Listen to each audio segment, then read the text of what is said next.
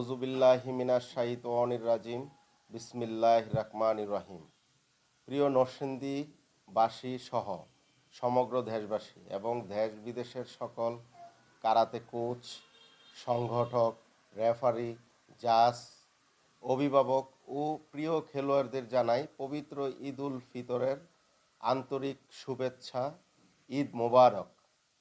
ঈদের এই আনন্দ ঘন মুহূর্তে আমরা যেন ভেদাভেদ ভুলে ভালোবাসা ও সম্প্রীতির বন্ধনে আবদ্ধ হই। রমজানের শিক্ষা আমাদের জীবনে শান্তি, সংযম ও মানবিকতা বয়ে আনুক।